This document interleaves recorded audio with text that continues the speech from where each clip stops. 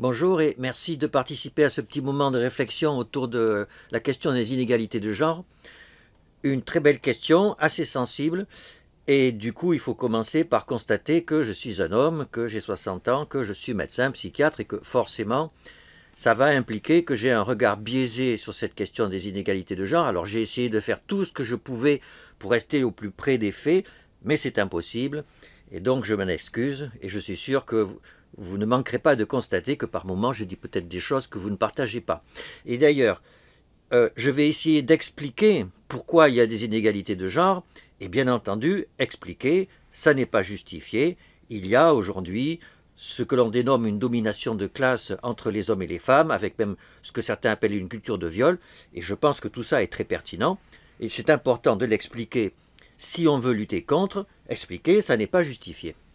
Alors en fait, je ne parlerai pas tant des inégalités de genre, en tout cas, j'en parlerai à la fin, mais pendant la plus grande partie de la présentation, je parlerai surtout des inégalités entre les mâles et les femelles. Ça permet d'être un petit peu plus précis sur les concepts.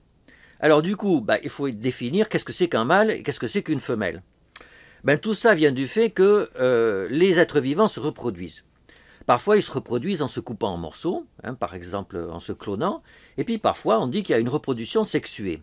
Alors ça correspond à quoi? Pour le dire simplement, ça correspond au fait qu'il y a deux partenaires, parce qu'effectivement la reproduction sexuée se fait à deux, la sexualité peut se faire tout seul, à deux, à trois, à quatre, autant que vous voulez, mais la reproduction sexuée ça se fait à deux, ce qui n'était pas complètement évident. Et donc les deux partenaires, en fait, apportent chacun, pour le dire vite, une demi-cellule, et puis les deux demi-cellules vont fusionner et vont créer une cellule d'un nouvel être vivant. Alors le plus souvent, ces deux demi-cellules ne sont pas semblables. Il y en a une qui est toute petite et l'autre qui est beaucoup plus grosse. Et même le plus souvent, la demi-cellule qui est toute petite, on appelle ça les gamètes, elle bouge alors que l'autre, elle est immobile. Eh bien, le partenaire qui a des gamètes qui sont petites et qui bougent, on appelle ça un mâle. Et l'autre partenaire qui a des gamètes qui sont grosses et qui ne bougent pas, on appelle ça une femelle. Alors bien entendu, parfois, il y a des êtres vivants qui n'ont pas de gamètes ou pas de gamètes qui à l'évidence bougent ou ne bougent pas, et donc ils échappent à la dichotomie mâle et femelle, mais le plus souvent c'est comme ça. Alors, dans le monde du vivant, ce rapport entre mâle et femelle peut être très compliqué puisqu'on a des espèces qui sont à la fois mâles et femelles, comme les escargots, qui peuvent être mâles puis femelles, et etc., comme les mérous, mais nous sommes ou mâles ou femelles. Alors, après la question, c'est qu'est-ce qui fait qu'un être vivant va devenir un mâle ou une femelle? Alors, vous savez que chez les humains, en fait, ça vient de nos chromosomes, que les femelles ont une paire de chromosomes XX et que les mâles ont un chromosome X et un chromosome Y, et que c'est ce chromosome Y qui va orienter la constitution de l'embryon vers ce qui va être un mâle. Et du coup, on a dit souvent que le sexe de base était femelle, que la femelle était l'être vivant, l'être humain de base, et que du coup le mâle serait une femelle modifiée, puisque en fait c'est ce chromosome Y qui va modifier l'évolution de ce qui aurait été sinon une femelle. En fait, c'est critiqué, ça, et je pense à juste titre, c'est critiqué parce que quand on regarde comment les crocodiles deviennent mâles ou femelles, c'est pas une question de chromosomes, c'est une question de température des œufs. En fonction de la proximité des œufs de l'abdomen de la femelle crocodile, eh bien, l'œuf va se masculiniser ou se féminiser. Et on voit là que, en fait, il n'y a pas de raison de dire que le mâle serait une femelle modifiée. Ça correspond en fait à deux chemins métaboliques différents. Un qui conduit vers le fait d'être mâle, l'autre qui conduit vers le fait d'être une femelle. Alors, ceci étant dit, en quoi un mâle, c'est différent d'une femelle? Alors d'abord, comme les gamètes ne sont pas les mêmes, les organes reproducteurs ne sont pas les mêmes. Et donc les mâles ont les mâles humains, un pénis et des testicules, et la femelle humaine, un utérus avec des trompes et des ovaires, etc. etc. Mais il n'y a pas que ça, il y a aussi des caractères sexuels secondaires. Donc les mâles vont avoir préférentiellement une barbe qui pousse, un cartilage laryngé un peu différent, à partir de la puberté une voix qui a une tonalité différente, un pourcentage de graisse dans les muscles qui n'est pas le même, et puis le rapport entre le tour d'épaule, la largeur des épaules et la largeur des hanches qui n'est pas le même non plus. Donc il y a des différences à la marge entre les mâles et les femelles humains, et ça se traduit par des différences dans les problèmes de santé. Donc les mâles humains n'ayant qu'un seul chromosome X, quand il y a un gène qui ne va pas sur le chromosome X, il n'y a pas de backup sur l'autre chromosome. Et donc, les mâles humains ont des pathologies liées à l'X, comme par exemple l'hémophilie ou certaines myopathies. Et puis, bien sûr, de façon plus générale, toutes les pathologies qui touchent les organes génitaux sont manifestement différentes selon qu'on est un mâle ou une femelle. Donc les cancers des ovaires, les cancers des testicules touchent l'un ou l'autre.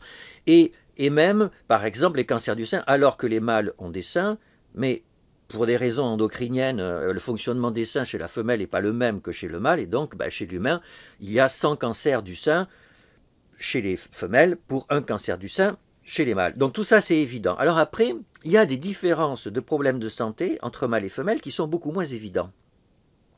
Par exemple, chez les femelles humaines, il y a beaucoup plus de maladies auto-immunes, en général. Et pour le lupus, qui est une maladie auto-immune systémique, eh bien, le sexe ratio est égal à 10, ce qui est particulièrement impressionnant. Et une des explications à ce sexe ratio aussi élevé, ça viendrait du fait que les femelles humaines ayant 2 chromosomes X, normalement il y en a un qui est inactivé. Mais parfois, alors c'est une hypothèse, parfois certains gènes du chromosome X inactivé s'activeraient et ça conduirait à des problèmes de santé, dont des maladies auto-immunes. Alors, donc ça c'est pour les maladies auto-immunes, mais il y a même d'autres domaines, alors c'est plus spéculatif, qui concernaient la douleur et la dépression. Donc il y a eu pendant de nombreuses années une question sur le fait que est-ce que les femmes ressentent la douleur de façon plus intense que les hommes. Et c'est très intéressant quand on regarde la littérature, les revues de la littérature sont très influencées par les idéologies des auteurs. Donc au début, on a dit oui, c'est évident. D'ailleurs, il y a des modèles animaux. Et puis, quand on regarde en fonction du cycle menstruel ou la douleur de la femme prépubère, pubère, ménopausée, etc., etc. Et puis après, on voit visiblement que les auteurs sont très dans une perspective égalitaire. Et non, tout ça, il y a des limites méthodologiques. En fait, les femmes ont aussi mal que les hommes. Et puis, je trouve quand même que là, en 2020, il y a eu une revue de la littérature dans Nature Review Neuroscience qui est extraordinairement bien faite et qui démonte tout et qui montre qu'en fait, oui, il y a une différence de perception de la douleur entre les mâles et les femelles humains pour des raisons biologiques, psychologiques, sociologiques, etc., etc. Il y a même des études d'imagerie cérébrale fonctionnelle qui sont faites sur le nouveau-né humain et qui montrent que les patterns d'activation ne sont pas les mêmes chez le nouveau-né mâle et le nouveau-né femelle. Alors ça c'est pour la douleur. Pour la dépression, donc vous devez savoir que le sexe ratio de la dépression chez l'enfant est égal à 1, mais après, à partir de la puberté, il est égal à 2 ou davantage. Donc les femelles humaines sont plus déprimées que les mâles humains. Et en fait, l'état de connaissance est encore plus spéculatif que dans la douleur. C'est vraisemblablement pour des raisons biologiques, psychologiques et sociologiques. Mais le niveau de preuve n'est pas encore suffisant pour qu'on puisse avancer là-dessus. Donc ça, c'était les problèmes de santé moins évidents liés aux femelles humaines. Alors, liés aux mâles, il y a aussi des choses qui sont en fait évidentes. Les mâles humains prennent plus de risques, sont plus sujets à avoir des comportements addictifs, et décèdent plus tôt.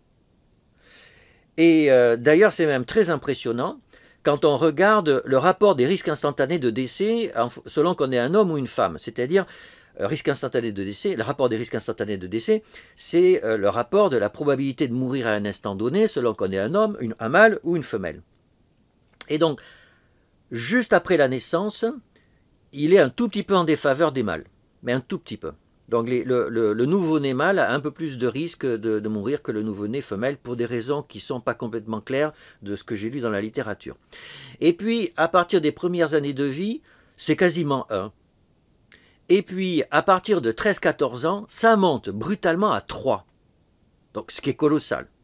Ce qui est colossal, ça veut dire que les mâles, un jour donné ou un mois donné, ont 3 fois plus de risque de mourir que les femelles humaines. Et ça va être 3 jusqu'à l'âge de 30 ans, et puis petit à petit ça va descendre jusqu'à 2, et ça va rester à peu près égal à 2 jusqu'à des âges très avancés où le rapport va se rapprocher de 1. Alors ça c'est très étonnant.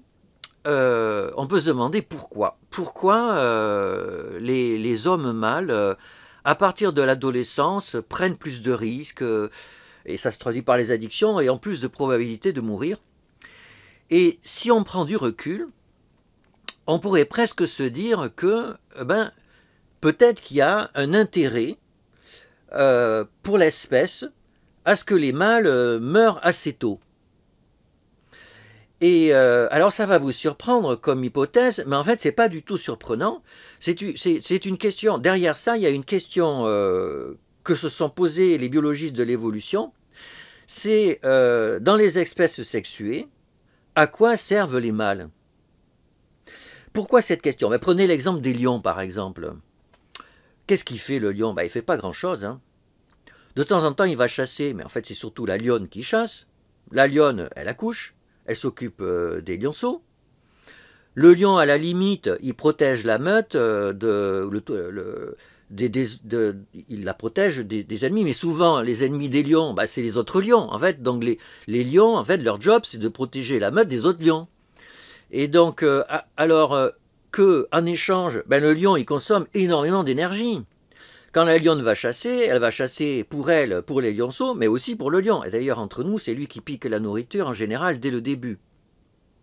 Donc en fait, on est dans une situation où on voit que le mâle consomme beaucoup d'énergie, et finalement, à quoi il sert? Puisqu'il sert à donner du sperme en fait. Et alors certes, donner du sperme, c'est utile. Pourquoi? Parce que ça permet de la diversité, ça permet d'augmenter, c'est l'avantage de la reproduction sexuée. C'est que ça fabrique des descendances qui sont légèrement différentes des ascendants. Et donc il y a une capacité d'adaptation à la vie qui permet à l'espèce d'évoluer très positivement. Et donc du coup, le sperme du lion a un intérêt évolutif. D'accord? Mais enfin, quand même. C'est-à-dire, il y a même des chercheurs qui se sont dit, mais est-ce qu'il en faudrait autant que de femelles? À la limite, s'il y avait 10 à 15% de lions par rapport aux lionnes, ils apporteraient suffisamment de sperme pour qu'il y ait de la variabilité génétique, et puis ils consommeraient beaucoup moins d'énergie, puisqu'il y en aurait entre 10% et 15%. Et d'ailleurs, il y a eu des travaux de théorie des jeux qui conduisent à cette espèce d'optimum. Alors, on en voit des traces dans la littérature. Je n'ai pas réussi à trouver un article qui expliquait vraiment pourquoi il y aurait un optimum à 10 à 15% des mâles par rapport aux femelles. En tout cas, c'est complètement pertinent. Cette question de à quoi servent les mâles et pourquoi y en a-t-il autant que de femelles, alors que dans le fond, c'est les femelles qui produisent ce qui va constituer l'espèce dans les générations futures. Et donc, il devrait logiquement avoir plus de femelles que de mâles, puisque les mâles, en fait, peuvent donner du sperme à plein de femelles. Alors, en fait, c'est Fischer qui a fait le premier la remarque que c'était pas possible, que forcément on arrive à une situation en génétique où il y a autant de mâles que de femelles. Et l'argument est assez simple et assez élégant. Imaginez qu'on est dans une espèce où il y a comme ça un mâle pour 10 femelles. Donc, en moyenne, les mâles ont beaucoup plus de descendance que les femelles. Mais donc, du coup, un mâle a un intérêt à avoir beaucoup de descendance mâle. Parce que si le mâle a beaucoup de descendance mâle, cette descendance mâle va avoir beaucoup de descendance après, et donc il va transmettre ses gènes beaucoup plus vite, en quantité beaucoup plus grande plutôt. Et donc il va y avoir un avantage évolutif, dans cette situation où il y a peu de mâles par rapport aux femelles, il va y avoir un avantage évolutif pour les mâles qui ont beaucoup de descendance mâle. Et donc du coup, l'écart qu'il y a entre le nombre de mâles et le nombre de femelles va diminuer au cours du temps, et ça va converger vers 50%. Alors tout ça peut paraître anodin, mais je pense en fait que c'est susceptible d'avoir une importance considérable. Pourquoi? Parce que on a vu tout à l'heure que à partir de l'adolescence, les mâles humains mouraient beaucoup plus que les femelles. Peut-être que ça contribue à un avantage évolutif à notre espèce. c'est qu'à la naissance, il faut qu'il y ait autant de mâles que de femelles. On a vu, c'est une obligation quasiment génétique. Mais après, les mâles, en termes énergétiques, consomment beaucoup plus que les femelles et en fait ne servent pas à grand-chose. Et donc une société qui élimine les mâles au cours de leur existence est susceptible d'avoir un avantage évolutif parce qu'ils consommeront moins d'énergie, mais les mâles qui restent pourront tout autant contribuer à la variabilité génétique de la descendance. Et peut-être que ça, vous voyez, peut-être que ça, eh bien, c'est inscrit dans certains discours mythologiques. Hein, on dit par exemple dans plein de cultures que le mâle doit être courageux, le mâle doit se battre, il doit être viril, il doit être musclé. Et d'ailleurs, en pratique, les mâles se battent, puisque quand on regarde, quand il y a 100 homicides chez les humains, 95 de ces homicides sont dus à des mâles. Et en général, le mâle tue d'autres mâles. Hein, quand il y a un homicide, donc 95 fois sur 100, c'est le mâle qui tue, et 80 fois sur 100, c'est un autre mâle qui le tue. Et donc on voit que préférentiellement, il va y avoir une élimination des mâles au cours de la vie qui contribue peut-être à un avantage évolutif et qui serait imprimé du coup de ce fait dans des discours mythologiques. Alors, certes, mais certains pourraient dire, c'est un paradoxe ce que tu dis là, parce que si il y avait un intérêt à dire que les mâles doivent être éliminés, et si c'était imprimé dans les discours mythologiques, alors pourquoi, dans plein de cultures, en fait, il y a une préférence masculine? Alors ça a été extrêmement étudié par les démographes, la question de la masculinisation des naissances, à partir d'un outil statistique assez simple qui est le rapport de masculinité à la naissance. Donc vous savez qu'il y a un tout petit peu plus de mâles que de femelles qui naissent. Hein, c'est 52%, et donc le rapport de masculinité à la naissance, qui est le rapport du nombre de naissances masculines pour 100 naissances féminines, est en gros égal à 105. Et ça c'est à la naissance, et comme je l'ai dit tout à l'heure, les mâles ont tendance à mourir dans les premiers mois de vie plus que les femelles, et donc ça doit diminuer, ça doit passer de 105 à 104, 103 après quelques mois de vie. Alors les démographes se sont bien sûr beaucoup intéressés à cette question, et je vous renvoie à un excellent article d'un directeur de recherche de l'INED, Christophe Guilmoto, qui étudie ce phénomène de façon assez magistrale dans un papier qui fait un panorama global de la question. Donc, en principe, le rapport de masculinité à la naissance devrait être autour de 105. Et pourtant, vous êtes au courant, dans certains pays, comme en Chine, ce n'est pas du tout cette valeur, c'est 120. Et d'ailleurs, c'est 120 en général, mais en Chine, pour le troisième enfant, c'est aussi haut que 150. C'est-à-dire, on voit qu'il y a une préférence masculine, c'est-à-dire que, vraisemblablement, les couples, quand ils ont une fille, deux filles, le troisième, si c'est une fille, toc, elle va passer à la trappe, et donc on fait ça jusqu'à ce qu'on ait un garçon.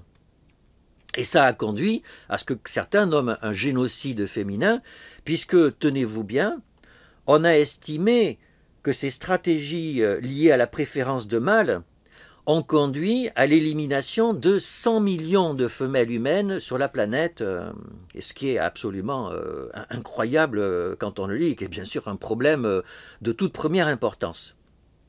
Et donc, du coup, la question se pose de pourquoi dans un grand nombre de cultures, pas toutes, il y a certaines cultures où il y a une préférence pour les femelles, mais c'est une exception en général. Alors pourquoi il y a une telle préférence pour les mâles, alors que quelque part, en termes d'évolution, ça devrait être le contraire? Alors là, les explications qui sont données dans les papiers ne sont pas complètement convaincantes. Alors on dit, les sociétés préfèrent les mâles parce qu'ils protègent. Ouais, sauf qu'en général, c'est comme pour les lions, ils protègent des autres mâles. Et donc du coup, c'est un peu tautologique. Alors il y a une autre explication qui serait que les sociétés sont patrilinéaires, et donc quand un couple se forme, la femelle part dans la tribu du mâle, et que donc on a intérêt à avoir des mâles, parce que comme ça ils vont contribuer à construire la tribu, notre tribu à nous. Alors c'est vrai, ok, mais alors à ce moment-là, pourquoi c'est patrilinéaire? Et on en revient à la case départ. Alors, Moi, j'ai une explication à vous proposer. Alors, bien sûr, c'est une explication qui repose sur des bases psychologiques, voire même psychanalytiques, mais ça fait partie de mon métier, donc voilà, c'est comme ça. De mon point de vue, en fait, la préférence masculine, elle est avant tout inscrite dans des discours mythologiques, là aussi. Et par exemple, on cite souvent le confucianisme, où c'est manifeste, il y a une préférence masculine.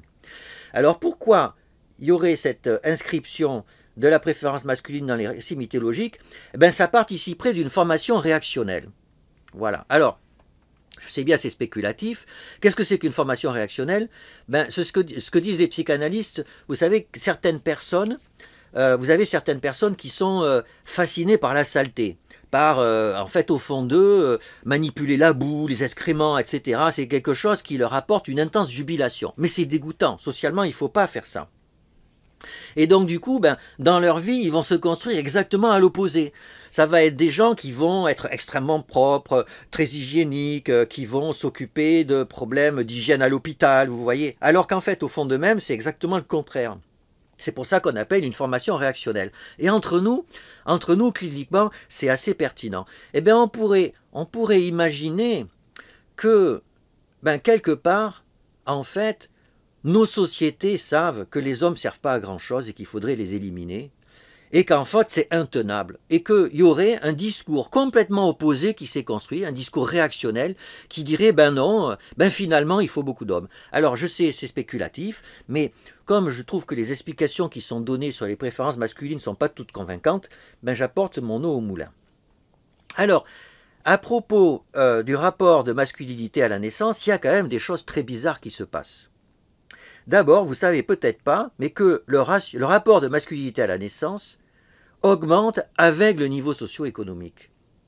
C'est-à-dire que les foyers de niveau socio-économique plus élevés ont plus de mal dans leurs descendants. Alors c'est vrai, mais c'est plus compliqué que ça, vont dire les démographes. Il semblerait, en particulier chez nous, que ça soit vrai pour les niveaux socio-économiques élevés, mais que ça se renverse pour les niveaux socio-économiques très élevés. Alors, du coup, la question c'est pourquoi?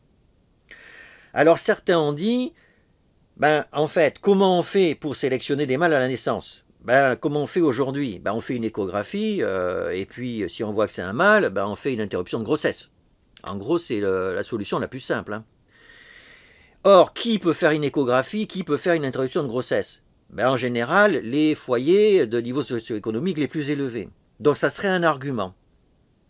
C'est un argument assez triste, assez dramatique même, mais c'est pas complètement impossible. Alors, il y aurait une autre hypothèse. Il y aurait une autre hypothèse qui serait pas, ça serait pas conscient, ça serait inconscient. Et ça serait un inconscient même biologique, c'est-à-dire un inconscient très profond. Et ça a à voir avec notamment alors, une hypothèse qu'on pourrait même appeler une conjecture, qui suscite beaucoup de controverses, mais que je trouve très intéressante parce qu'il y a une énorme littérature dessus. C'est l'hypothèse de Trivers et Villard.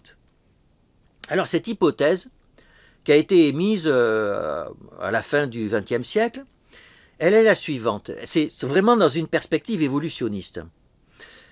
Considérons une espèce dans laquelle il y a des femelles et des mâles qui sont dits de conditions élevées et des femelles et de mâles qui sont dans des conditions peu élevées. Alors, conditions élevées, ça veut dire quoi? Ça veut dire être en bonne santé, ça veut dire avoir une position dominante dans la tribu, et puis chez les humains, ben, ça veut dire avoir un niveau socio-économique élevé. Donc, imaginons que dans ces sociétés, quand une femelle a une condition élevée, alors elle a plus de probabilité que sa descendance ait aussi une condition élevée. Et en particulier, ses mâles, ses descendants mâles. Ce qui n'est pas complètement hors de propos dans beaucoup de situations, en particulier chez nous. Et imaginons que dans ces mêmes sociétés, les mâles qui ont des conditions élevées ont un avantage reproductif, c'est-à-dire qu'ils vont avoir plus de descendance. Ce qui est discutable chez les humains, mais ce qui n'est pas impossible. Ben à ce moment-là, une femelle qui est dans une condition élevée aurait un avantage évolutif à avoir une descendance mâle, parce que comme ça, elle va avoir plus de petits-enfants, puisque si elle a beaucoup de descendance mâle, ils vont avoir beaucoup de descendants, donc elle va avoir beaucoup de petits-enfants, donc elle va mieux transmettre ses gènes, ça va lui donner un avantage. en termes de transmission de ces gènes. Et à contrario, une femelle qui n'a pas une condition élevée, alors elle a intérêt à avoir une descendance femelle. Pourquoi? Parce que les femelles ont toujours une descendance, ont toujours des enfants.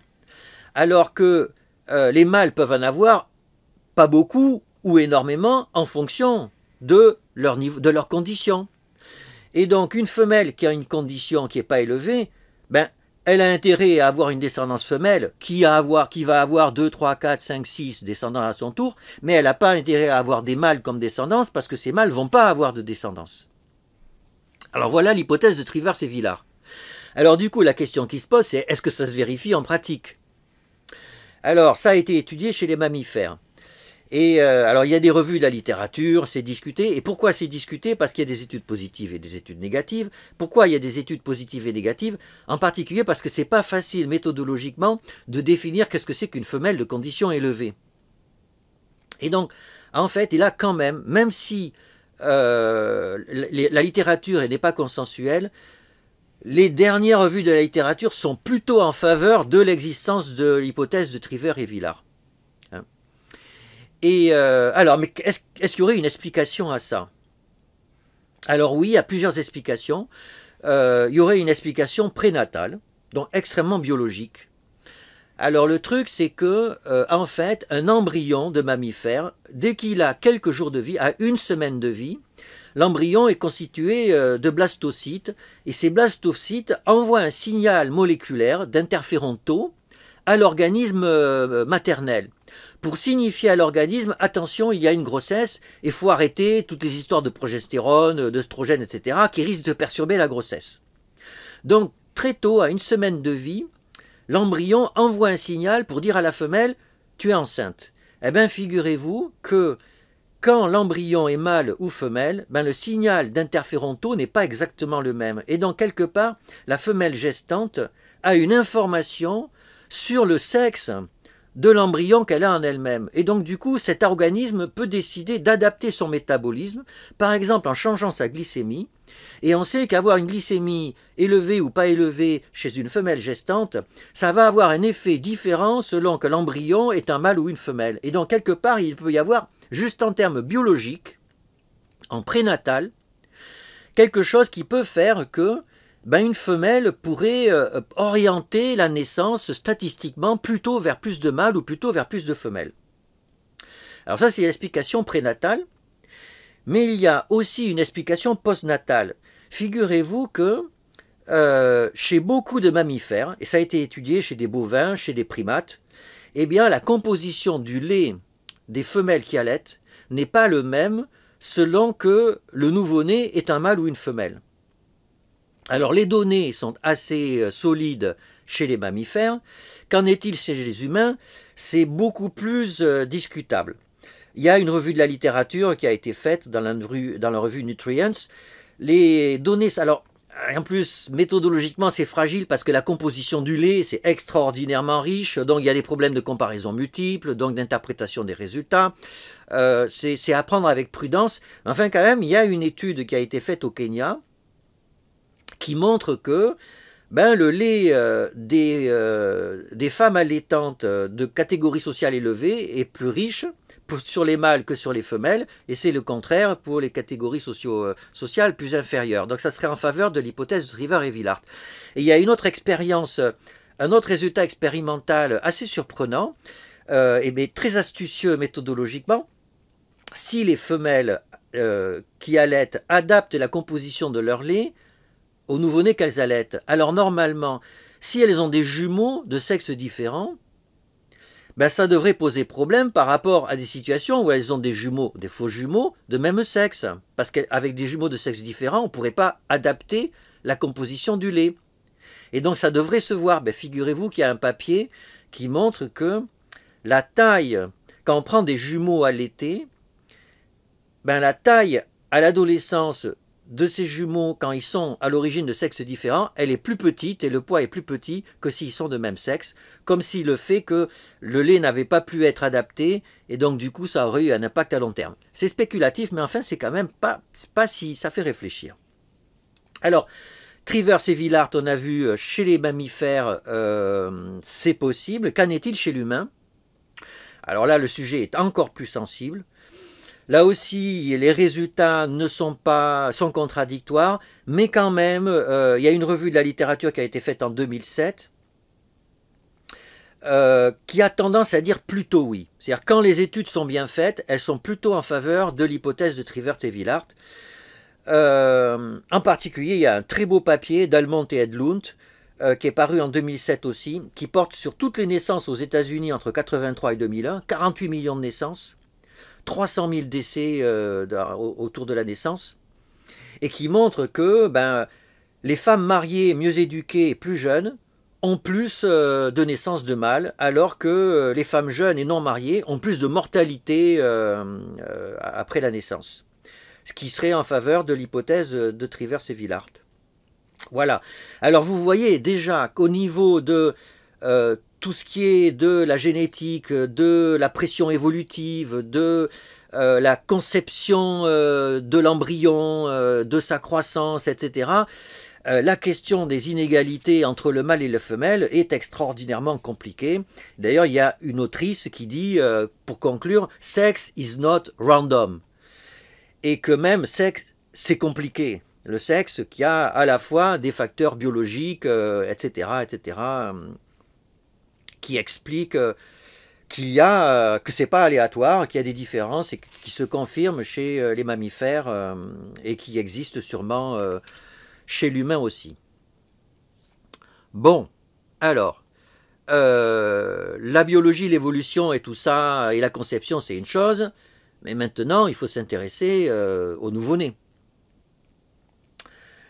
Alors, le nouveau-né arrive, et alors, la première question, il y a des nouveau-nés mâles et des nouveau-nés femelles. Est-ce qu'il y a des différences entre les nouveau-nés mâles et les nouveau-nés femelles? Alors ça, c'est une question aussi qui est extraordinairement sensible. La réponse est quand même, maintenant, on a des datas, oui, il y a des différences statistiques entre les nouveau-nés mâles et les nouveau-nés femelles. J'en ai parlé tout à l'heure de l'IRM cérébral fonctionnel sur la perception de la douleur, mais même sur le fonctionnement cognitif. Alors, un très beau papier de Connelan en 2000, une très belle expérience où on prend des nouveau-nés de quelques heures de vie, et en face d'eux, il y a d'un côté l'investigatrice, qui est une jeune femme blonde avec une blouse, un visage de peau blanche, des yeux bleus si je me souviens bien. Et à côté, il y a un mobile. Il y a un mobile avec des morceaux de visage, un peu comme un tableau de Picasso. Vous voyez, il y a les yeux en bas, la tête la bouche en haut, enfin c'est des espèces de formes géométriques. Et on regarde où le nouveau-né pose son regard préférentiellement. Est-ce que c'est plutôt vers le visage de l'investigatrice ou vers le mobile? Et donc ça a été fait sur 2 fois 50 nouveau-nés. Eh bien, 43% des nouveau-nés mâles vont voir le mobile préférentiellement, alors que c'est que 17% des nouveau-nés femelles. Donc la différence est bien sûr statistiquement significative, mais la taille des faits n'est absolument pas négligeable. Et alors ça, c'est pourquoi ils ont fait cette expérience. Parce que Connelan, c'est l'équipe de Baron Cohen. Baron Cohen, c'est, je crois que c'est un psychologue ou un psychiatre britannique qui est très spécialisé sur l'autisme et pour qui eh bien, il y aurait une différence de fonctionnement cognitif entre les mâles et les femelles, alors qui serait statistique, hein, attention, hein, c'est statistique, c'est pas essentialisé, mais que les femelles seraient plus attirées vers des visages, vers de la communication, et les mâles vers des formes géométriques, etc. Alors vous voyez tout, mais vous voyez qu'il y a un discours mythologique aussi derrière ça. Hein. Discours mythologique que les hommes aiment les maths, les femmes aiment s'occuper des enfants. C'est un discours mythologique, mais que ce discours mythologique pourrait être ancré dans des traits préférentiels qu'on observerait chez les mâles et chez les femelles. Alors là, vous me direz, c'est une expérience, il faudrait qu'elle soit répliquée. Le problème, c'est qu'il y a d'autres expériences qui disent un peu la même chose. Nagy, en 2007, qui compare, là aussi, à quelques heures de vie, les conduites d'imitation des nouveau-nés mâles et des nouveau-nés femelles. Et les nouveau-nés femelles ont des conduites d'imitation qui sont plus performantes que les nouveau-nés mâles. Hein. Et que donc, du coup, ça irait dans le même esprit, dans la même direction. C'est-à-dire que les femelles auraient plus d'aptitude à l'empathie, etc., etc. Ce qui est une tarte à la crème, hein. On est bien d'accord. Hein. Mais qui est vrai, il y a même une troisième étude qui est faite sur des nouveau-nés, dans Acta Pediatrica, sur le comportement des nouveau-nés quand ils font du pot à pot. Selon que c'est avec la maman ou le papa qu'on fait du pot à pot, et selon que c'est un nouveau-né mâle ou un nouveau-né femelle qu'on fait du pot à pot. Et ben là aussi, entre le petit mâle et la petite femelle, il y a des différences de cris, etc.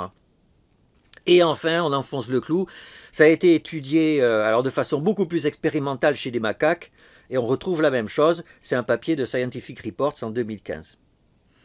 Alors du coup, la question c'est d'où ça vient. Pourquoi il y aurait comme ça des différences statistiques, bien entendu. N'essentialisons pas. Il y aurait des différences statistiques entre les nouveau-nés mâles et les nouveau-nés femelles. Alors là, tout de suite, tout le monde, et en particulier l'équipe de Baron Cohen, sort l'histoire de la testostérone. Alors, il faut parler de la testostérone, puisque bien sûr, qu'est-ce qui différencie les sportifs hommes ou femmes, et là je prends bien hommes et femmes aux Jeux Olympiques, c'est le taux de testostérone. Donc du coup, il faut bien aborder cette question. Alors le problème, c'est que dès qu'on parle de testostérone, on dit des conneries. Voilà. Donc j'en parlerai pas beaucoup. Alors le fait qui est incontestable et qu'on ignore en général, c'est que les nouveau-nés sont bouffis de testostérone. C'est que le nouveau-né mâle ou femelle a le même taux de testostéronémie que l'adolescent mâle ou femelle. Et ça chute après quelques mois. Et bien sûr, le nouveau-né mâle a beaucoup plus de testostéronémie que le nouveau-né femelle. Et donc, il y aurait une hypothèse de masculinisation du cerveau au dernier trimestre, pendant la fin de la grossesse, à cause de la testostérone. Alors, c'est quand même... parce que fait la testostérone chez l'humain? Ben là, le problème, c'est que c'est compliqué. C'est compliqué. Alors oui, la testostérone augmente la libido. Il y a des études, plein d'études, il y a même un essai randomisé sur des patchs de testostérone qu'on donne pour les baisses de libido de femmes qui ont une ménopause précoce. Essai randomisé, publié dans le New England, si je me souviens bien, qui est positif, mais les patchs n'ont été jamais commercialisés parce que ça a trop d'effets indésirables. Donc oui, la testostérone joue sur la libido, c'est incontestable. Et donc tout de suite on va dire, ah ben alors voilà, la libido des hommes est supérieure aux femmes parce que la testostérone des hommes est supérieure à la testostérone des femmes. Ben non, parce qu'en fait ça dépend de la sensibilité des récepteurs. Et puis la libido c'est pas que de la testostérone. Et donc du coup en fait on peut pas faire un rapprochement aussi rapide. Peut-être, mais c'est pas sûr du tout. Alors après il y a testostérone et comportement de domination. Alors là aussi, là on a... Mais c'est pas sûr du tout parce que, oui, il y a une association entre testostérone et comportement de domination avec des modèles animaux, mais par exemple chez le cheval, on montre, en tout cas c'est ce que j'ai vu, que c'est une fois que l'étalon a vaincu les autres étalons que la testostérone monte, parce qu'il va falloir qu'il ait des rapports avec plein de juments. Et donc cette testostérone monte pour qu'il ait plus de rapports. Et c'est pas à cause de la testostéronémie qu'il a battu les autres étalons. Donc il y a un problème de causalité. Dans quel sens va la causalité? Donc vous voyez, alors assurément la testostérone fait quelque chose. J'ai eu une observation clinique, j'ai eu un entretien très long avec un sportif de haut niveau qui était dopé à la testostérone et qui m'a expliqué ce que ça lui faisait à lui en tant que sujet. C'est spectaculaire. Hein. Donc la testostérone fait quelque chose, mais là c'est des niveaux sanguins qui ne sont pas du tout physiologiques. Donc oui, la testostérone fait quelque chose, mais dans la réalité, chez les mâles et chez les femelles, qu'est-ce que ça fait? Ben, entre nous, le plus sage, c'est de dire qu'on ne sait pas. Voilà, on ne sait pas. Alors, voilà, on a un nouveau-né, ben après, le nouveau-né va être avec son papa et sa maman. Et donc, la question qui se pose, c'est le petit mâle ou la petite femelle humaine, comment elle est avec son papa et sa maman? Et est-ce que c'est pas pareil? Hein? Alors bien sûr, on est bien d'accord, être un père ou une mère, c'est en grande partie une construction culturelle. Hein. Là aussi, il y a un récit mythologique autour de qu'est-ce qu'une mère et qu'est-ce qu'un père, on est bien d'accord. Mais il y a aussi, là aussi, les discours mythologiques, ça ne repose pas sur rien. Or, il y a des différences manifestes entre un père et une mère. Alors, quelles sont ces différences? D'abord, la mère porte le nouveau-né dans son ventre pendant 9 mois. Et ça n'est pas un détail. Et toutes les femmes qui ont déjà porté un enfant pendant 9 mois savent que c'est quelque chose de très fort dans leur vie. Et c'est d'ailleurs quelque chose que les hommes ne peuvent pas comprendre. Et ça a beau être mon métier de m'occuper d'enfants, donc que je vois tout petit, et de parler de la grossesse des femmes, etc. Et j'ai beau être docteur, et donc je sais la physiologie de la naissance, et j'ai beau y avoir des enfants et toucher à travers l'abdomen de mon épouse les mouvements du fœtus, je ne peux pas savoir ce que c'est que de porter un embryon, puis un fœtus dans mon ventre. C'est juste pas possible. Voilà, donc cette différence n'est pas du tout un détail. Alors après, les femmes, elles allaitent aussi. Et ça a un impact très fort sur la relation de l'enfant avec sa mère. Et là, il y a des papiers aussi. Alors, il y a un très beau papier historique, toujours cité, un papier qui est ancien, de 1985, mais qui méthodologiquement est très élégant, qui montre que à quelques jours de vie, je crois que c'est 2 semaines de vie, à 2 semaines de vie, un enfant, un nouveau-né, d'une mère qui allaite, discrimine l'odeur axillaire de sa mère à l'odeur axillaire d'une autre mère. Et c'est pas vrai pour le nouveau-né d'une mère qui donne du lait au biberon. Et c'est pas vrai pour l'odeur du père. Donc, une mère qui allaite, or aujourd'hui, beaucoup de mères allaitent, et d'ailleurs c'est bien, en termes de santé publique, on ne peut pas dire le contraire, le nombre de données qu'il y a ça, et qu'il y a là-dessus est colossal, hein. Même si entre nous, le discours social d'injonction d'allaitement chez les femmes peut poser problème en termes d'inégalité de genre, on est bien d'accord, hein, mais en tout cas, les mères allaitent aujourd'hui, et pour l'enfant c'est bien, eh bien le fait que la mère allaite va faire que son odeur va être reconnue par un enfant. Or, on est bien d'accord, l'odeur des êtres humains, c'est pas rien.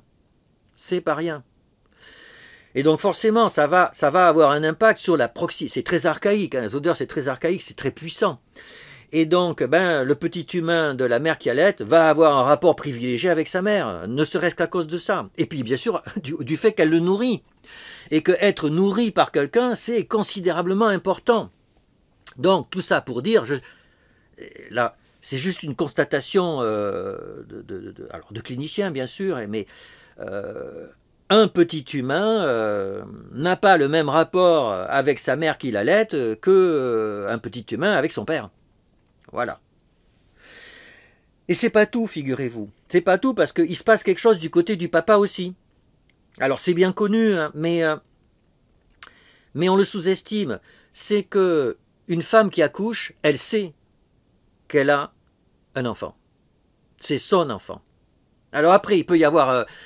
on peut imaginer avoir le fantasme qu'il est parti, je ne l'ai pas vu, on m'en a donné un autre. Hein. Peut-être que l'enfant que j'ai, ce n'est pas mon enfant. Hein. Mais la femme, elle est sûre qu'elle a eu un enfant. Elle est sûre, une femme qui est enceinte et qui a accouché, elle est sûre qu'elle transmet son génome et qu'elle a une descendance. Alors bien sûr, elle n'est pas consciente de transmettre son génome. Hein. Mais vous voyez ce que je veux dire, en termes évolutifs, la femme sait qu'elle transmet. Et l'homme, non. L'homme, sa descendance, elle est dans le discours, dans le symbolique, comme le disent les lacaniens. Mais c'est vrai. C'est vrai. Même avec la génétique. D'abord, on vous dit... Alors, on voit... Un père, il n'est jamais complètement sûr. Il ne peut pas être sûr que son fils ou sa fille est son fils ou sa fille par rapport à une mère. Il y a une dissymétrie qui est évidente. Alors vous me direz, quand même, il lui ressemble, quand même, t'exagères. Puis il y a la génétique, maintenant on peut tester. Eh ben non. Parce que comment on fait pour dire au père que c'est bien le père? Eh ben c'est toujours avec des mots. Alors avec le nom de famille. Elle dit, tu vois, t'es le père, on va lui coller ton nom à l'enfant. Comme ça, tu vas être persuadé que c'est toi le père. Mais c'est dans le discours, le nom de famille. Alors il y a même le papa. Vous savez, on dit que dans plein de cultures, l'enfant dit papa avant de dire maman. Et en fait, vous savez l'explication. Alors du coup, les papas sont très fiers. En plus, il dit papa, ça veut dire que je suis son père. Et non, en fait, ça serait pas ça. Ça serait en fait tout simplement que dans la plupart des langues, ce qui est le plus facile à dire comme mot, c'est le mot qu'on attribue à papa. D'ailleurs, vous voyez, papa, c'est facile à dire. Et peut-être plus facile que maman. Et donc, le premier mot, eh ben, les pères vont dire « Ah ben, il m'appelle, hein, il m'appelle ». Donc en fait, le fait que papa s'appelle papa, ben en fait, ça serait juste une façon de convaincre les pères qui sont vraiment les pères de l'enfant. Alors, et puis enfin, alors vous me direz la génétique, ça dit, ah ben oui, mais la génétique, hein, c'est un bout de papier avec un texte, hein, c'est un discours. Ah oui, mais c'est scientifique. Ah oui, mais c'est scientifique. Mais c'est quoi? C'est des gènes. Hein. Les gènes, c'est quoi? C'est des mots. Hein. Les gènes, c'est du symbolique. C'est ATGC, c'est des paires de base. Voilà, la génétique, c'est du symbolique. Hein. Votre ADN, vous ne l'avez jamais touché avec vos doigts. Alors je sais qu'on peut voir des précipités d'ADN dans les tubes à essai, hein, mais vous ne toucherez jamais votre ADN, vous ne savez pas ce que c'est. C'est des mots. Quand on vous dit « Ah, tu as bien la moitié de l'ADN, enfin ton fils a la moitié de l'ADN de toi, donc c'est ton fils », ce sont des mots. Et même la génétique, c'est des mots. Et donc, la paternité, ça n'a rien à voir avec la maternité.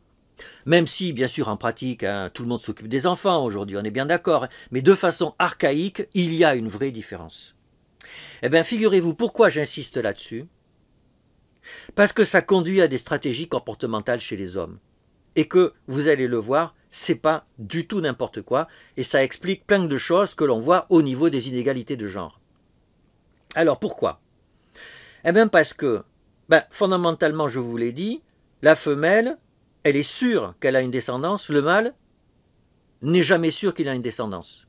Comment il va pouvoir faire pour être sûr qu'il a une descendance? Eh bien, vous avez plusieurs solutions. Soit vous avez des mâles violents, et ils vont supprimer tous les autres mâles, et comme ça, ils pourront prendre toutes les femelles qui restent. Donc, être un mâle violent, c'est une solution pour assurer une descendance, statistiquement.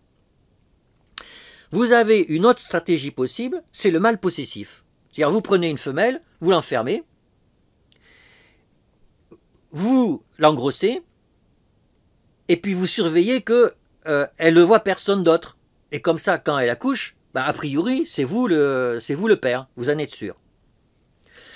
Et là, vous me voyez venir, il y a plein de sociétés où les mâles sont violents, et il y a plein de sociétés où ils enferment les femmes.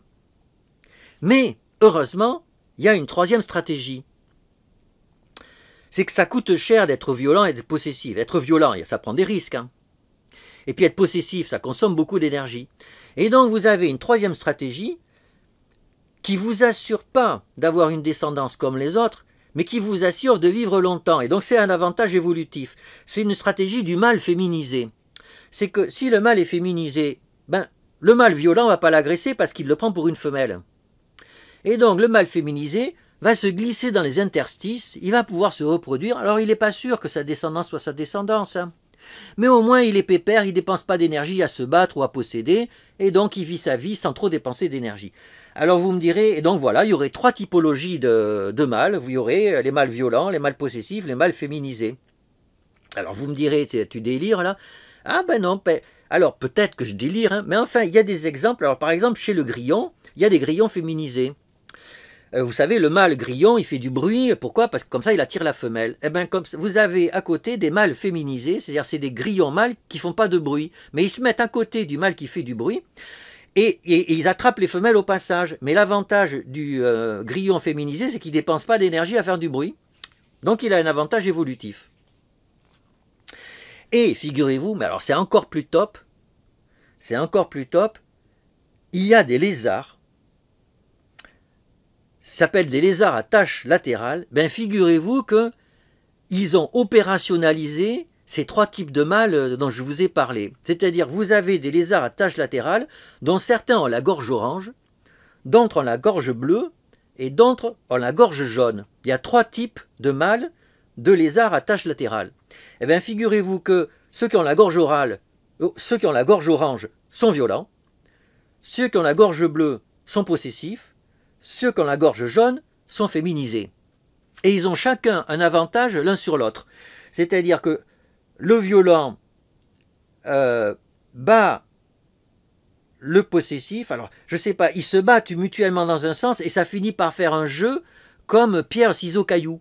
Il y en a un qui a un avantage évolutif sur l'autre, l'autre qui a un avantage évolutif sur le dernier, mais le dernier a un avantage évolutif sur le premier. Et comme ça conduit à une espèce de cycle qui a été étudié par les évolutionnistes, très bizarre, sur les dominations des mâles en fonction de la couleur. Il y a des cycles comme ça dus à des pressions de sélection. Et donc c'est pour ça que mon histoire de mâle humain, violent, possessif et féminisé, je trouve que c'est pas forcément débile. Alors, maintenant, le bébé mâle ou le bébé femelle humain, comment il vit cette différence qu'il y a entre son père et sa mère? Alors, figurez-vous que il y a une différence évidente, mais que on ne la voit pas. Et ça, c'est toujours intéressant que les différences évidentes, on ne les voit pas. Alors, c'est quoi cette différence évidente? Eh bien, on va être obligé de parler de... Et quand on s'intéresse à la reproduction et aux mâles et aux femelles, on est obligé de parler de préférences sexuelles. Alors, c'est un sujet sensible aussi. Je ne parle pas d'hétérosexualité ou d'homosexualité. L'hétérosexualité, comme vous le savez, c'est une construction culturelle. Ça n'existe chez les humains qu'à peu près à partir du 18 ou du 19e siècle. Avant et dans d'autres cultures, la notion n'existe pas. Et d'ailleurs, entre nous, de mon point de vue, les humains sont fondamentalement pansexuels. Voilà, mais ça c'est mon point de vue.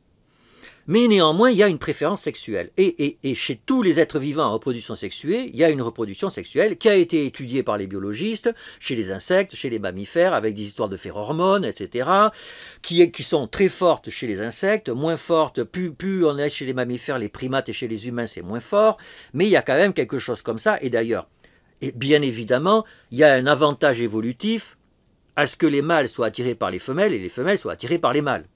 C'est juste évident.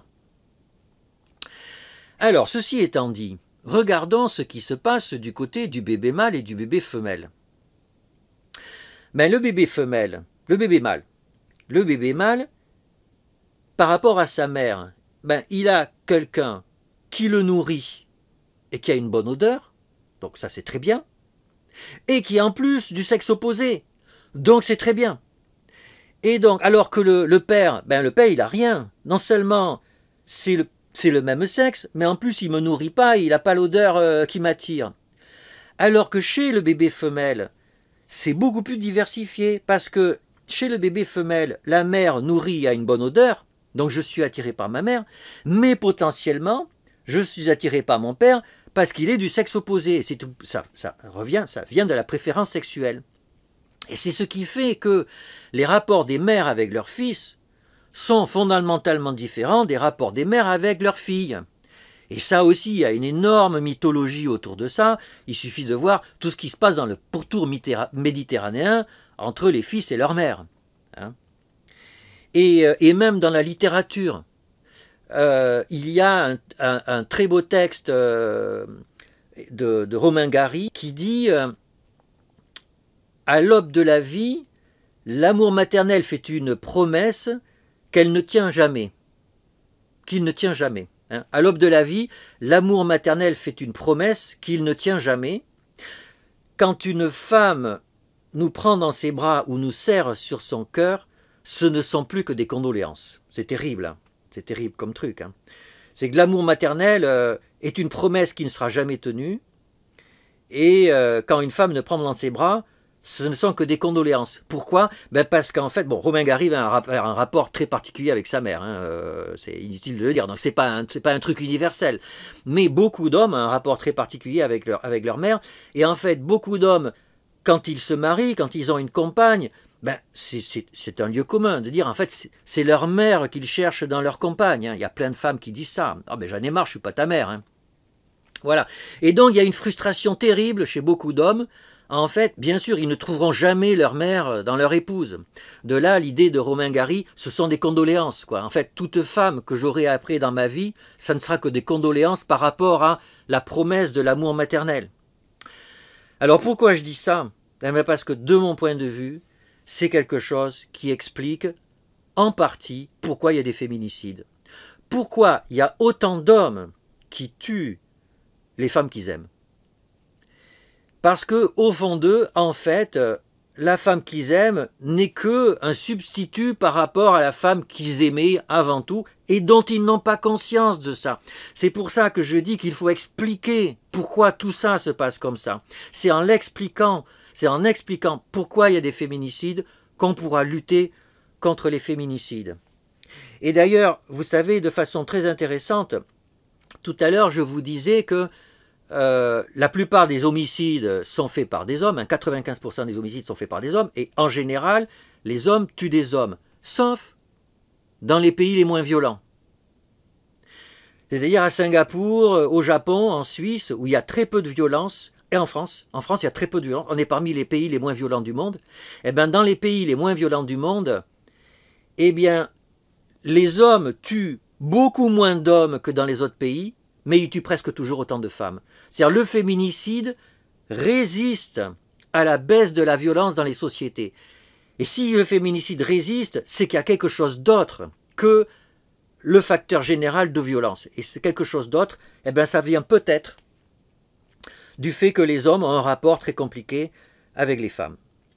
Alors, j'en arrive à la conclusion.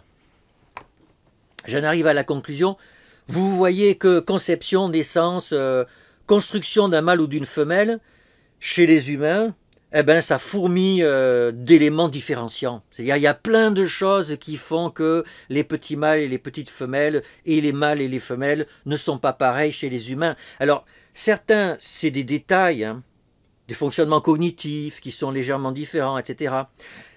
Certains ne le sont pas du tout. Ce qu'on vient de voir, hein, la paternité et la maternité, ça n'est pas du tout la même chose.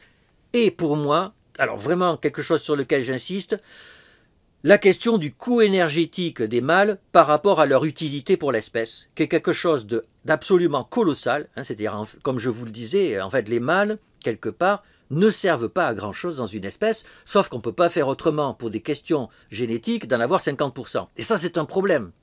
Et c'est un problème qui va s'inscrire, tout ça va s'inscrire dans des discours mythologiques, et ces discours mythologiques sont à l'origine de ce qu'on appelle des hommes et des femmes. C'est-à-dire qu'on a, à travers les discours mythologiques, des hommes qui sont des mâles essentialisés. C'est-à-dire qu'en fait, les mâles sont tous différents, naturellement, et les femelles sont tous différents. Il n'y a pas une unicité des mâles. Et les différences qu'il y a entre les mâles et les femelles, ce sont des différences statistiques. Hein, par exemple, sur la force physique, il y a plein de femelles qui, en combat physique, me mettraient KO en 5 secondes. Hein. Mais statistiquement, les mâles sont un peu plus forts que les femelles, vraisemblablement dû à la testostérone, qui est un anabolisant. D'ailleurs, c'est pour ça qu'on se dope. Donc les mâles et les femelles, il y a des différences statistiques qui en général sont faibles. Par contre, dans le discours mythologique, on a construit des hommes et des femmes qui sont fondamentalement différents. Et bien d'ailleurs, ça peut poser un problème pour les petits mâles et les petites femelles, c'est qu'en fait, on va leur asséner un discours mythologique, on va leur dire, voilà, toi mâle, ben t'es un homme, toi femelle, t'es une femme. Et vous savez, et on le sait d'autant plus aujourd'hui, que c'est pas forcément facile pour tout le monde. Et d'ailleurs, en fait, ça l'a jamais été. Hein. Vous savez, il y avait plein de petites filles avant qui disaient à leur mère, « Ah mais maman, pourquoi je suis pas un garçon? J'en ai marre, moi j'aurais aimé être un garçon. » Vous voyez, c'est assez banal qu'il y ait une dissociation entre le fait d'être un mâle ou une femelle et le fait que, eh bien, on adhère au discours mythologique de l'homme et de la femme. Donc vous savez qu'aujourd'hui, c'est devenu un sujet particulièrement sensible. De l'intérêt aussi d'en discuter comme on le fait en ce moment. Alors, le truc, c'est que, alors non seulement c'est un discours mythologique qui vient de toutes les différences que l'on a vues, et donc qui est assez très fortement incrusté dans nos sociétés, mais en plus c'est incrusté depuis très longtemps. Et ça, je dirais, contrairement à certains discours qu'on entend aujourd'hui. C'est-à-dire qu'aujourd'hui, on entend souvent que l'homo sapiens a 200 000 ans, en gros, hein, même si ça n'a pas grand sens ce que je dis, mais à la louche. Au début, il était chasseur-cueilleur, et chasseur-cueilleur, c'était cool. Voilà, il y avait de l'homosexualité, de l'hétérosexualité, enfin, en étant anachronique. Et que les femmes et les hommes, tout ça a été mélangé, et que c'était un peu le kibbutz, quoi. Et puis qu'après, il y a eu le néolithique, la propriété privée, après il y a eu les Grecs et les Romains, et puis après il y a eu l'Église catholique, etc. Et plus ça va, plus il y a des inégalités de genre, etc. Et qu'en fait, c'est aujourd'hui que c'est le pire. Ben en fait, c'est pas ce que disent certains anthropologues. Et là, je cite Françoise Héritier, qui a vraiment beaucoup travaillé sur la valence différentielle des sexes, et qui pointe quelque chose que je trouve absolument remarquable. Elle dit qu'en fait, avant le néolithique, hein, c'est-à-dire chez les homo sapiens, c'est-à-dire il y a entre 200 000 ans et moins 10 000 ans, quoi. Hein, toute l'histoire de l'humanité. Donc il y avait des chasseurs-cueilleurs, et en gros, la taille des communautés était autour de 20-25. Ben, je ne sais pas si vous réalisez, mais quand vous êtes dans une tribu de 20-25 humains, quand les femmes accouchent, elles accouchent de mâles ou de femelles. Vous avez, alors s'il y a beaucoup de naissances de femelles, c'est pas un problème, parce qu'il y aura moins de mâles, mais les mâles vont pouvoir donner leur sperme aux femelles. La tribu va continuer. Mais s'il y a beaucoup de naissances, statistiquement, avec n égale 25, vous pouvez avoir un déséquilibre souvent entre le nombre de mâles et de femelles. Si vous avez beaucoup de femelles, si vous avez beaucoup de mâles, comment ça se passe? Il vous reste très peu de femelles. Or, le nombre de descendants pour la tribu, il vient du nombre de femelles qui arrivent, et donc la tribu va s'effondrer. Quelle est la seule solution qui reste à une tribu où tout d'un coup il y a beaucoup plus de naissances de mâles que de femelles? Eh ben, c'est d'aller piquer des femelles à la tribu d'à côté. Et donc, et ça vous le savez, il y a un mythe de l'enlèvement des femmes, mythe qui date de 200 000 ans. 200 000 ans. Donc les inégalités de genre, le fait que l'on traite les femelles et les mâles différemment, ça date pas que c'est pas que dû au catholicisme, à la culture romaine ou au néolithique. Hein. Ça vient de 200 000 ans. Et donc c'est pour ça que le discours mythologique sur le genre, il est béton, et c'est très difficile de le déconstruire. Or c'est ça qu'il faut faire. Hein. Quand on dit il faut déconstruire les hommes, peut-être qu'il faut déconstruire les hommes, encore que les hommes c'est un mythe. Hein. Et donc en fait c'est les mythes qu'il faut déconstruire. Et ça sera bon à la fois pour les sociétés, et je pense que vous voyez, en comprenant pourquoi on a construit les hommes comme ça, et pourquoi on a construit les femmes comme ça, en le comprenant, je pense que ça sera plus facile aux uns et aux autres de lutter contre ce qui se passe, ce qu'observent les sociologues, qu'il y a des dominations de classe, qu'il y a une organisation de la société entre une domination masculine, organisation de l'espace urbain, des cours de récréation, des conseils d'administration des entreprises, etc. etc. Hein. Si on veut lutter contre cette domination de classe, il faut déconstruire les mythes parce que ce sont eux qui sont à l'origine de ce que l'on observe aujourd'hui. Alors c'est vrai pour la société, mais c'est vrai aussi pour les chercheurs, en particulier les chercheurs comme nous qui sommes des chercheurs en santé. Et je vais juste conclure avec ça, avec quelque chose un très beau résultat de Philippe Descola, qui est un anthropologue français, ancien professeur au Collège de France. Il dit que parmi les discours mythologiques, il y en a un qui considère que les femmes sont affines aux végétaux et les hommes sont affins aux animaux. C'est-à-dire que, en gros, dans notre culture à nous, hein, si je dis un homme, une femme d'un côté, et de l'autre côté je mets un marchand de fleurs et un boucher, est-ce que c'est plutôt l'homme qui vend des fleurs ou qui est boucher, ou est-ce que c'est la femme qui vend plutôt des fleurs ou qui est boucher? Vous voyez tous la réponse à la question. Alors d'ailleurs, sauf que ça change en ce moment. Là, depuis 10-20 ans, on a de plus en plus de fleuristes hommes et on a de plus en plus de bouchères. Mais quand même, et ça c'est ce que dit Philippe Descola, globalement, les femmes sont associées aux végétaux, les hommes sont associés aux animaux. Et d'ailleurs, l'alimentation des hommes est souvent considérée comme ne devant pas être la même que l'alimentation des femmes. On va donner plus de viande aux hommes avec le mythe qu'ils doivent être forts, se battre, etc., etc. Eh bien ouais, peut-être que ça explique le sexe ratio de l'anorexie mentale. C'est que vous avez une vulnérabilité qui vient de ce que vous voulez, des gènes, du discours social, etc., etc., etc. À l'adolescence, et tout d'un coup, vous vous mettez à avoir une réflexion autour de votre comportement alimentaire. Eh bien, il est tout à fait possible que les femmes se dirigent vers des comportements de restriction alimentaire parce que, en termes de mythologie, les femmes doivent avoir une alimentation restreinte. Et d'ailleurs, les végétaux sont peu caloriques. Et on a montré que, globalement, on a tendance à proposer aux femmes en l'occurrence, une alimentation peu calorique. Et les hommes, donc on va avoir de l'anorexie mentale chez les femmes avec restriction de l'alimentation. Et chez les hommes, on va avoir quoi? Une suralimentation de protéines et une suroccupation des salles de gym.